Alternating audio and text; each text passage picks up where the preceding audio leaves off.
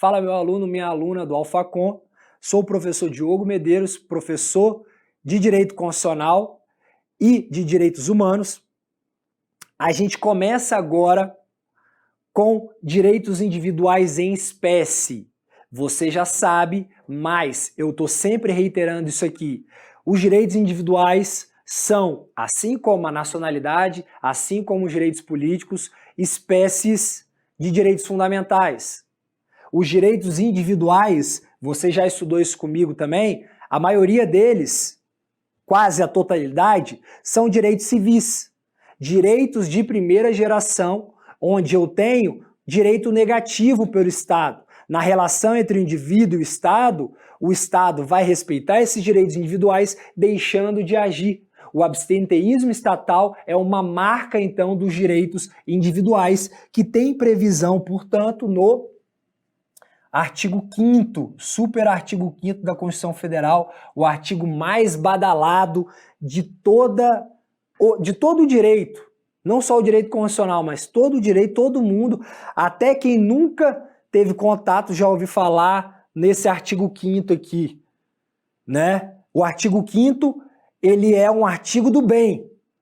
Um artigo do mal, na verdade não um artigo do mal, mas uma matéria do mal é a licitação, né? Licitação é outro tema que todo mundo conhece, mas todo mundo desespera, morre de medo, é o inferno. E é o inferno, cara, licitação não existe. Licitação não foi obra divina. O artigo 5º foi obra divina. O artigo 5º é legal de estudar. Beleza? Então são 78 incisos aqui, dentro do artigo 5º. O que você vai fazer? Vou fazer uma pausa, vou te pedir uma licença para te falar da sua capacidade cognitiva. Então, olha só, a minha capacidade cognitiva, eu aprendo melhor com uma memória visual. Razão pela qual quando eu fui concurseiro, eu passei em alguns concursos, passei em 4 concursos de delegado, eu já passei até na Defensoria Pública. O que eu fazia? Eu estudava a matéria por aula, por videoaula, e eu anotava o meu caderno. Para mim, não adiantava esquema de outras pessoas, diagramas, mapas mentais de outra pessoa. Mapa mental, para quem tem memória visual, é só para a pessoa que faz. Então, eu tinha o meu caderno, eu tinha o meu material, e aí, o que eu fazia? Eu lia o artigo 5º, ficava lendo o artigo 5º. Só que aí eu comecei a aprender a ampliar minha capacidade cognitiva. O que eu fiz? Eu fui no Google, digitei Constituição Federal em áudio. A primeira ou segunda página que vai abrir é o portal do Senado Federal. Você baixa a Constituição Federal em áudio. Cara, se você tiver sem sono, é o melhor do mundo, te dá um sono do caralho ouvir. Você começa lá, a República Federativa do Brasil, dá um sono do caralho, mas você está ampliando a sua capacidade cognitiva, principalmente os caras que têm memória auditiva. Para quem tem memória auditiva é fantástico a Constituição Federal em áudio. Só que o fato é, independente de sua memória visual ou auditiva, você precisa ler a leitura da lei seca. A leitura da lei seca constante. A leitura da lei seca, ela vai te trazer a pontuação que você precisa nas carreiras policiais. Sobretudo porque, estatisticamente, demonstra-se que o artigo 5º da Constituição Federal é o artigo que mais cai em toda e qualquer prova de concurso, para além do direito. Eu estou falando de todas as matérias possíveis num concurso. Constitucional, administrativo, penal, português, raciocínio lógico. Qual matéria que mais cai? Artigo 5º. Então isso aqui, essa aula serve para a sua vida concurseira, tá? Então, muita atenção. O que eu chamo a atenção aqui, principalmente no início da matéria, é você ler a lei seca. A leitura de lei seca é essencial nesse momento aqui, sobretudo aqueles 78 incisos que caem na prova, só que alguns caem mais, outros caem menos. E a nossa didática aqui não vai ser trazer todos os direitos individuais para vocês, é humanamente impossível, não existe um curso com todos os direitos individuais. Só que eu vou trazer pelo menos 80%, eu te garanto. E nesses 80% são a maioria que cai. A massiva maioria que vai cair nesses 80% aqui que eu estou estimando para vocês. Então, direitos individuais São direitos civis de primeira geração que impõem uma abstenção do Estado, um não agir frente a esse direito. Vida, liberdade, igualdade, o que mais que nós temos aqui? Propriedade, nós temos privacidade, nós temos direitos processuais penais, nós temos os mandados constitucionais de criminalização, onde a Constituição Federal não outorga em direito, mas determina um dever para o legislador de criminalizar certas condutas que são atentatórias aos direitos fundamentais. Beleza? Nós temos depois os parágrafos do artigo 5º, que caem muito em prova, artigo 1º, o artigo 5º, parágrafo 1º, parágrafo 2º, parágrafo 3º e parágrafo 4º. Vamos lá então, vamos ler a CF, de novo, o artigo 5º caput. Todos são iguais perante a lei, sem distinção de qualquer natureza, garantindo-se aos brasileiros e aos estrangeiros residentes no país a inviolabilidade do direito à vida, à liberdade, à igualdade, à segurança e à propriedade. A gente já viu a titularidade, aquele esqueminha de brasileiro e estrangeiro residente no país. Vale para toda e qualquer pessoa. Vale também para a pessoa jurídica naquilo que for cabível. Você viu, inclusive, que pessoa jurídica pode sofrer dano moral. Beleza. Vamos passar agora para esses direitos enumerados no artigo 5º. Ou seja, direito à vida, direito à liberdade,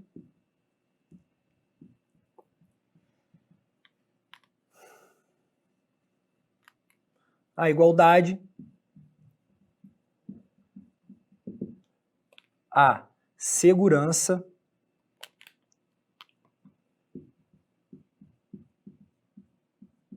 e à propriedade.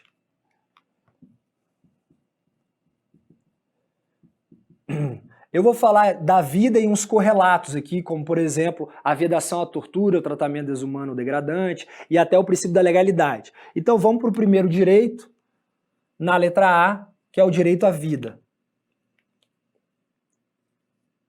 O direito à vida. A gente protege a vida no seu sentido biológico. E o direito à vida, ele é tomado em duas acepções. Um sentido positivo e um sentido negativo. Então, olha só. Qual é o sentido negativo do direito à vida? É aquele que é meio que óbvio, né? Nem o Estado, nem o particular podem tirar arbitrariamente sua vida. Eu falei arbitrariamente, porque excepcionalmente pode fazê-lo, por exemplo, na legítima defesa. Como, por exemplo, quando houver pena de guerra, ou pena de morte em guerra declarada. Beleza? Então, olha só, sentido negativo do direito à vida é preservar, é o direito de preservar a vida, de manter a existência da pessoa, manter a existência física da pessoa. Preservar a vida, tanto a vida como a integridade física e corporal aqui abrangida, beleza? Num sentido positivo do direito à vida, o direito à vida num sentido positivo, e o CESP gosta de cobrar isso aqui, ó, direto eu vi prova de sentido negativo e positivo. Significa a promoção, deixa eu botar em azul,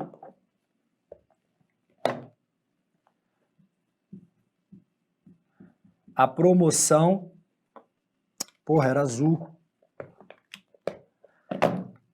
a promoção de condições materiais mínimas. Então aqui, no sentido positivo do direito à vida, eu tenho um componente de prestação estatal do Estado, de fornecer o mínimo necessário, sem o qual não pode se falar numa vida, beleza? Então, colocar condições materiais mínimas de sobrevivência é o sentido positivo do direito à vida.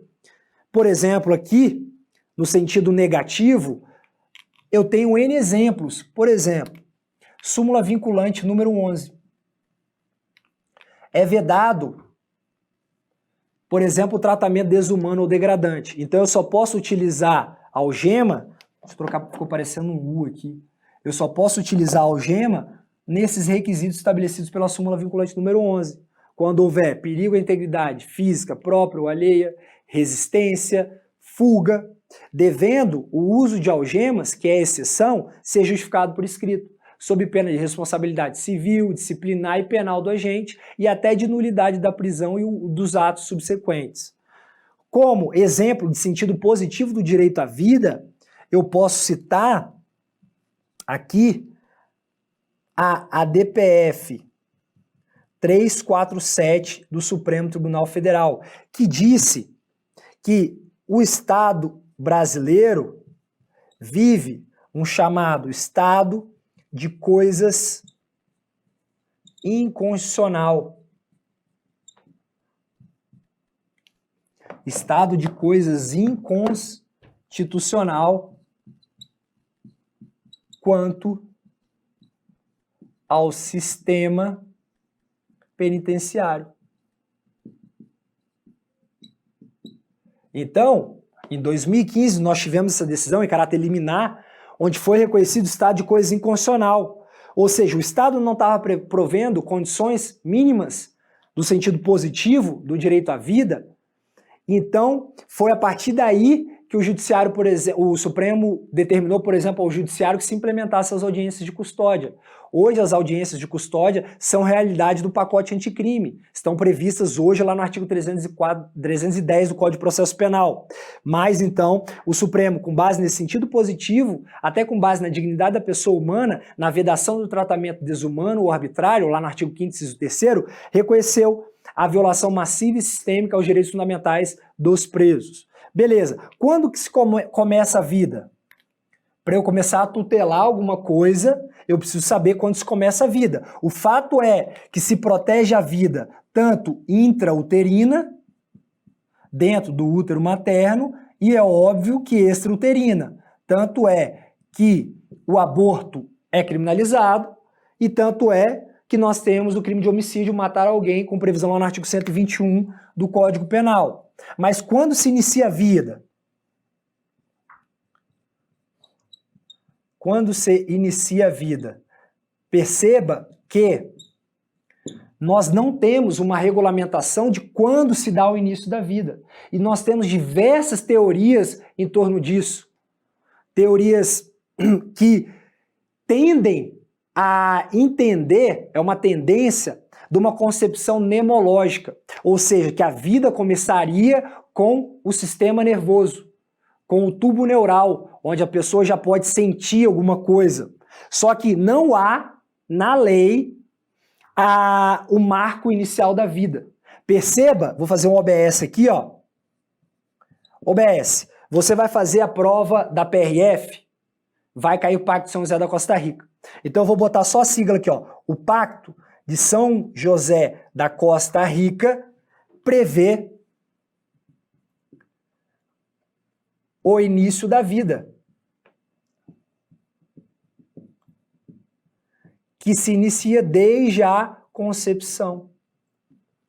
Então, o Pacto de São José da Costa Rica, que nós somos signatários, que foi internalizado no nosso ordenamento com o Estado supralegal, ele prevê o início da vida desde a concepção. E isso deve ser incorporado ao nosso ordenamento e nós devemos receber isso como o início da vida. Pacto de São José da Costa Rica. Não é nenhum documento na Constituição Federal, não é nenhum artigo na Constituição Federal. E a morte? A morte, pela lei de transplantes, ela finaliza, nós temos a morte, o final da vida, com a morte encefálica, a morte do cérebro, para fins de transplante. Aí a regulamentação legal, mas para o início não, só o Pacto de São José da Costa Rica. Beleza, eu vou falar agora, e que é importante, nas relativizações. Perceba, eu vou apagar essa súmula vinculante número 11, perceba que nós temos aquela característica que eu falei que a gente ia usar muito, que é a característica da relatividade. Pela característica da relatividade, não há direito fundamental absoluto, nem mesmo a vida, que é o direito mais fundamental. Então vamos tratar de casos de relativização do direito à vida. Só que vamos fazê-lo no slide aqui, no PowerPoint. Olha só, vem comigo no PowerPoint para você ver o artigo 5º, inciso 47. Ele permite, então, a pena de morte na hipótese excepcional de guerra declarada. Olha lá, não haverá pena de morte, salvo no caso de guerra declarada. Por sua vez, a legislação infraconstitucional, artigo 128 do Código Penal, ele possibilita o aborto quando não há outro meio de salvar a gestante. O aborto necessário, quando não há outro meio de salvar a vida da gestante, e o aborto quando resulta de estupro. Então, se a gravidez resulta de estupro, o aborto é precedido de consentimento da gestante ou quando incapaz de seu representante legal. Isso aqui eu não preciso nem de autorização judicial, é uma causa que exclui a ilicitude que você estuda lá no direito penal. Olha só, e aí nós temos, vem comigo aqui antes de botar no slide, vem comigo aqui. Nós vimos então os casos previstos na lei de relativização do direito à vida, na Constituição, pena de morte no caso de guerra declarada, na legislação infraconstitucional, as hipóteses de aborto permitidas. Vamos ver agora casos jurisprudenciais, onde chegou ao Supremo alguma demanda e o Supremo relativizou o direito à vida. Então vamos lá, olha lá.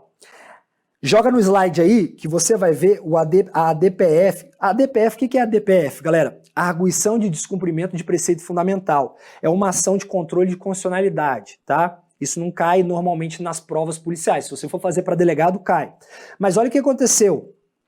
O Supremo entendeu inconstitucional qualquer interpretação no sentido de criminalizar a interrupção da gravidez de feto anencéfalo. O que é o feto anencéfalo? Vem comigo aqui.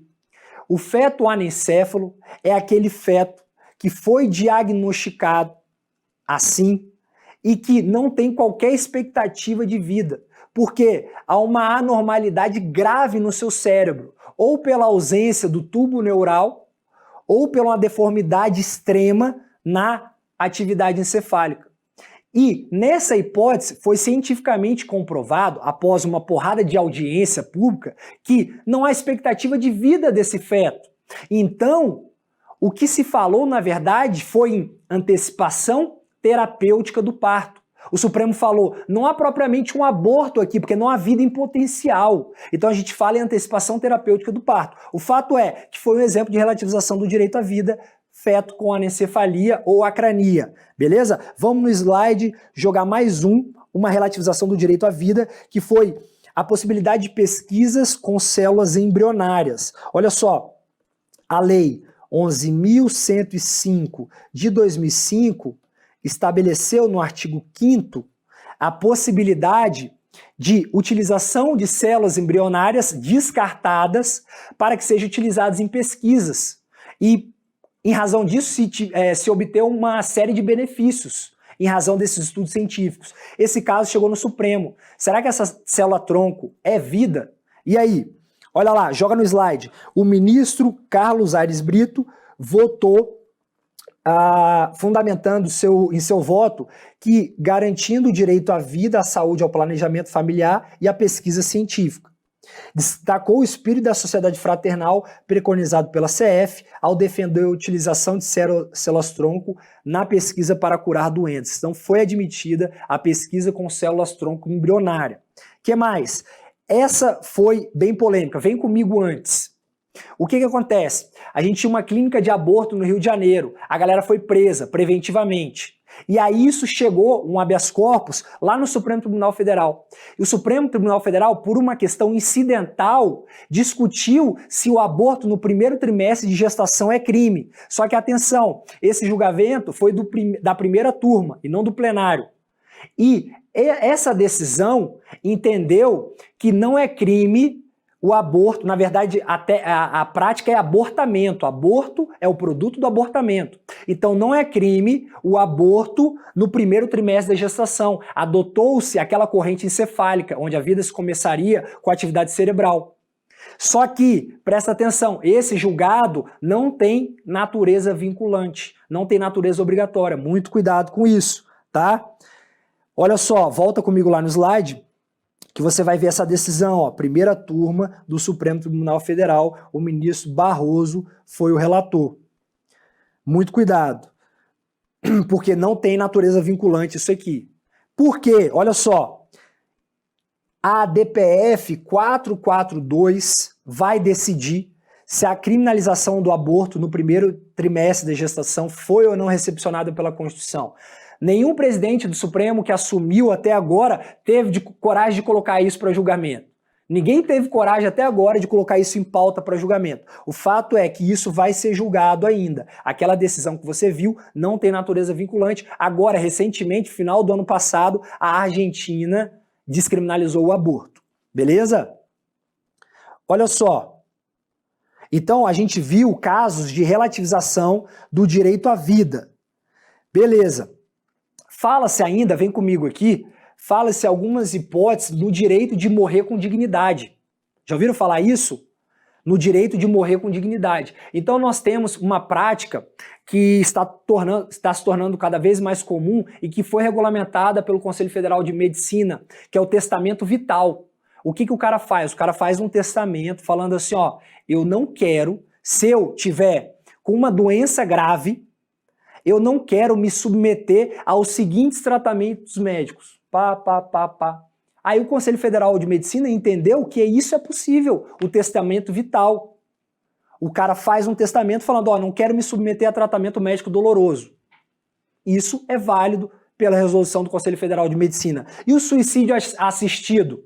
Suicídio assistido. O cara tá lá no hospital e permite que ele tire o aparelho, ele mesmo, se tiver condições, é óbvio, tira o aparelho que ele mesmo vai falecer em razão disso. Aqui não é permitido suicídio assistido.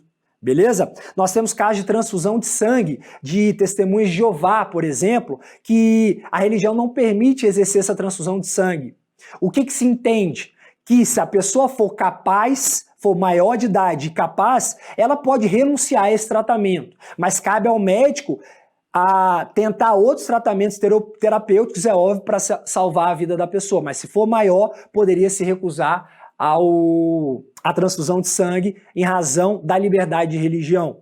Nós temos a eutanásia, que tecnicamente é a morte boa, mas que é crime de homicídio, ainda com a causa de diminuição de pena. Nós temos a distanásia, que é uma prática médica de se prolongar artificialmente a vida da pessoa, submetendo ela a tratamentos até dolorosos. E nós temos a ortotanásia. A ortotanásia é a hipótese que é admitida no direito, onde o paciente está em estado terminal, não há qualquer expectativa de cura, e aí deixa que ele morra voluntariamente, naturalmente. Não há um fato que interrompa ali, um ato que interrompa a vida do indivíduo, mas deixa de se ministrar medicamentos desnecessários, beleza? Vamos então agora, falamos do direito à vida, vamos para a igualdade. Olha só.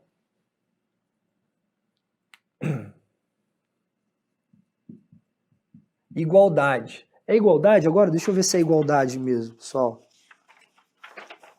Isso, igualdade. Beleza. Igualdade ou isonomia. Olha só, você já sabe, tá lá no artigo 5º caput, todos são iguais perante a lei, sem extinção de qualquer natureza. Já tem menção na igualdade. Você vê no inciso 1º do artigo 5º o seguinte: homens e mulheres são iguais em direitos e obrigações nos termos da Constituição. Duas menções à palavra igualdade. A igualdade, por óbvio, você já sabe, ela pode ser formal, que é uma igualdade, a igualdade formal é uma igualdade jurídica.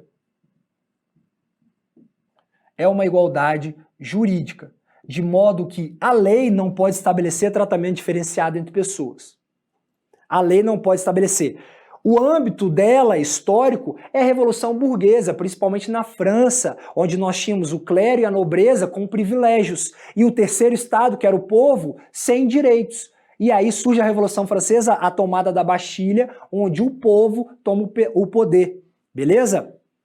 Então, igualdade jurídica é aquela igualdade com previsão na lei que não pode fazer diferença entre pessoas que estão na mesma situação. Mas a igualdade material, ela é mais abrangente.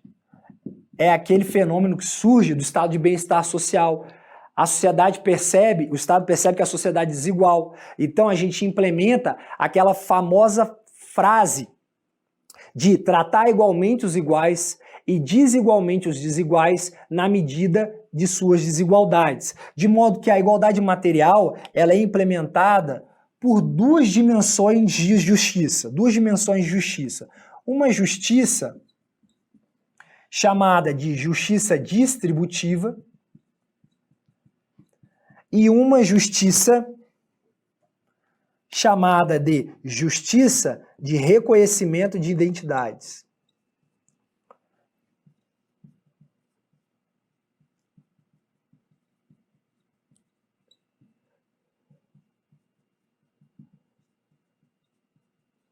Justiça distributiva e justiça de reconhecimento de identidades. O que é justiça distributiva? Justiça distributiva é ver que a sociedade está desigual e conferir maiores doses de proteção a grupos vulneráveis, historicamente desiguais. Como, por exemplo, aqui nós temos as cotas raciais, que o Supremo entendeu constitucional. Tem uma lei 12.990, salvo engano, de 2014, que estabelece sistema de cotas raciais para concursos públicos federais, 20% das vagas. E aí o Supremo entendeu, então, constitucional, olha um exemplo, constitucionalidade do sistema de cotas raciais, em razão dessa justiça distributiva. E aí, inclusive, o Supremo entendeu o seguinte, que é permitido a chamada heteroidentificação. O que é isso? Está despencando em prova isso aqui. O CESP gosta de perguntar isso aqui. E é um pouco recente. Como que eu vou me declarar negro ou pardo para concorrer às vagas, os 20% das vagas? Me autodeclarando, igual o sistema do IBGE. Só que é lógico que isso pode gerar fraude. O cara alemão se declara negro. E aí? Por isso que o Supremo permitiu esse sistema de heteroidentificação, porque como regra eu utilizo a autoidentificação, eu vou me autodeclarar negro ou pardo. Heteroidentificação, então, é o mecanismo que o concurso pode prever, baseado na lei, de um critério diferente de identificação para evitar fraude. Então, peraí, vou fazer uma entrevista para ver se você é negro, se você é pardo, manda uma foto. Tudo isso, respeitada a dignidade da pessoa humana, é possível. Heteroidentificação, sistema de cotas. Olha só, vem comigo no slide aqui, que eu vou te mostrar, joga no slide que eu vou mostrar, eu vou mostrar o fundamento da igualdade material. Qual é o fundamento da igualdade material? É o artigo 3º, inciso 3º da Constituição Federal. Aqui a gente fala, de fato, em justiça distributiva. Olha lá, erradicar a pobreza, a marginalização e reduzir as desigualdades sociais e regionais. Beleza? Vamos ver aqui ainda no slide algumas normas constitucionais que prevê essa igualdade material. Olha lá, as presidiárias serão asseguradas condições para que possam permanecer com seus filhos durante a amamentação, a proteção do mercado de trabalho da mulher mediante incentivos específicos, a proibição de diferença de salários, de exercício e de funções. Esse artigo inciso 30, vem comigo aqui rapidinho. Esse artigo inciso 30 é artigo 7º, desculpa, inciso 30.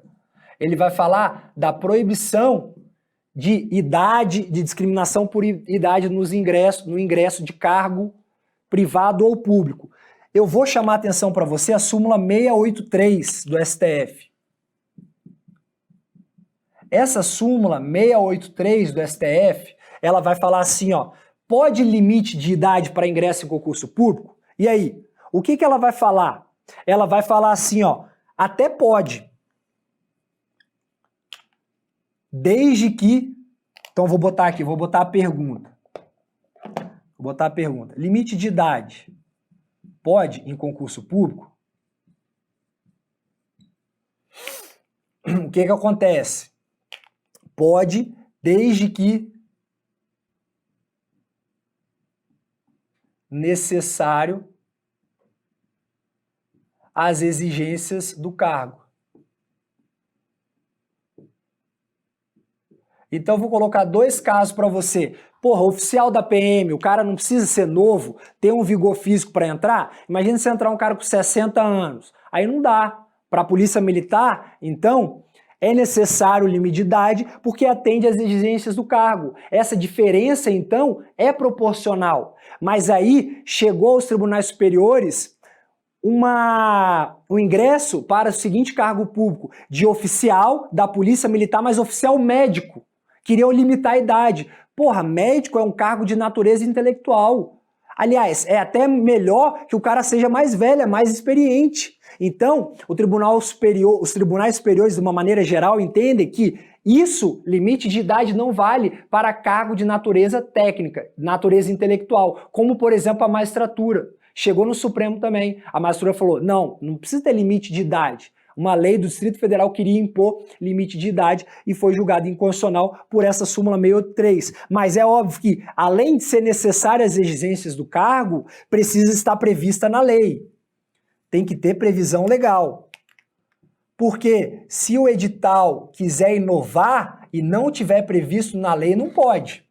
É a mesma coisa o exame psicotécnico. Só é exigível o exame psicotécnico em concurso público se estiver na lei. Beleza? Então, limite de idade, desde que necessárias as exigências do cargo e tiver previsão na lei. Tranquilo, olha só. Vamos, então, falar aqui dessa justiça distributiva que, como é que nós chamamos esse sistema de cotas? A gente chama isso de ação afirmativa. Ação afirmativa. A ação afirmativa, ela nada mais é do que uma política pública de justiça distributiva, nessa ideia de igualdade material. Então, a ação afirmativa é uma política que pode ser pública ou até mesmo privada, que vai conferir maiores doses de proteção a indivíduos historicamente vulneráveis, como, por exemplo, o sistema de cotas. A ação afirmativa, ela é chamada, às vezes, de discriminação positiva ou discriminação reversa. Discriminação positiva ou discriminação reversa, que é derivação da própria igualdade material. E o que é esse justiça de reconhecimento de identidades? Isso aqui se funda no princípio do pluralismo político. No fundamento do pluralismo político. É fundamento da República Federativa do Brasil o pluralismo político, que é a diversidade de opiniões. Pluralismo político. A diversidade de ideias e opiniões. Então existem grupos cujo fator de identidade, isoladamente considerado, já é sinônimo de discriminação. Por isso, por exemplo, que o Supremo reconheceu a união homoafetiva os mesmos caracteres como entidade familiar. Por isso, por exemplo, que o Supremo entendeu, e toda a jurisprudência entende, que para se fazer uma cirurgia de transgenitalização, para se alterar o nome, então eu tenho um nome, só que esse nome não corresponde ao meu sexo psicológico, né? Eu posso alterar o nome no registro civil, então, independente de cirurgia de transgenitalização, independente de tratamento hormonal. Eu vou lá e troco o meu nome, de João para Maria, o nome e o sexo. Independente de cirurgia, independente de tratamento hormonal e, é lógico, independente de autorização judicial. Foi com base nisso que o Supremo entendeu, olha só, que a homofobia e a transfobia são crimes de racismo social, na ADO 26, também com base nessa justiça de reconhecimento de identidades. Então, com isso, falando da vida e falando da igualdade, nós terminamos aqui, só falar da súmula vinculante 44, que eu esqueci. A súmula vinculante 44 vai falar o seguinte: com base na igualdade formal, o Poder Judiciário não pode dar remuneração para detentor de cargo público. Então, o indivíduo ele ingressou na justiça e ele quer receber a mesma coisa que um outro serviço público lá porque realizam a mesma atividade. Não pode, o Poder Judiciário não pode conceder aumento a servidor público com base no princípio da igualdade. Beleza? Tinha esquecido disso. Com isso a gente termina esse bloco aqui. Continue comigo para mais direito constitucional. Trabalho, confie. Grande abraço.